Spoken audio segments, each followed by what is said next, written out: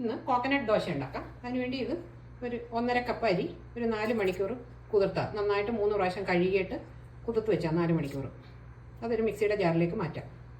ഈ അരിയിലേക്ക് ഒരു 1/4 കപ്പ് ചോറ്, 1/2 കപ്പ് തേങ്ങ, പിന്നെ കുറച്ച് കരിക്കായത് അതുകൊണ്ട് ഇടാം.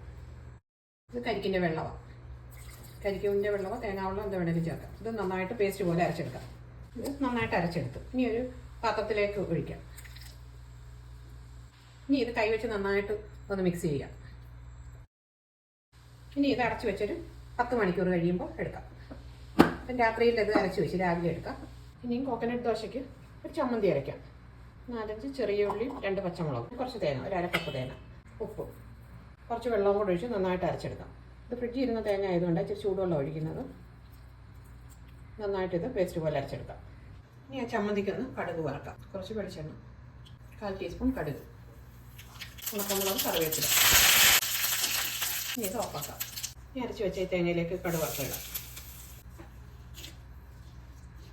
ഇതിപ്പം രാത്രി അരച്ച് വെച്ച മാവ് ഒന്ന് എടുത്ത് നോക്കാം.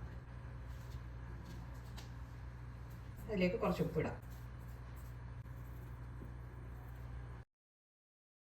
ഇനി ഇതിലേക്ക് 1 ടീസ്പൂൺ പഞ്ചസാരയും കൂടെ ചേർക്കാം. അത് അരയ്ക്കുമ്പോൾ ചേർത്ത് വെച്ചാലും മതി.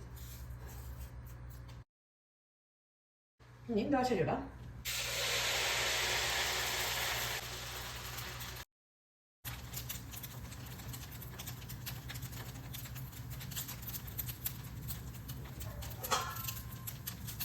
ഒന്ന് അടച്ചു വെക്കാം.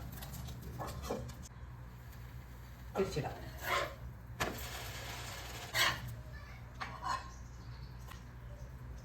ദോശയെല്ലാം ഉണ്ടാക്കി.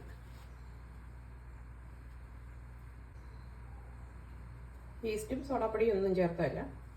വളരെ ടേസ്റ്റി ആയിട്ടുള്ള കോക്കനട്ട് ദോശ.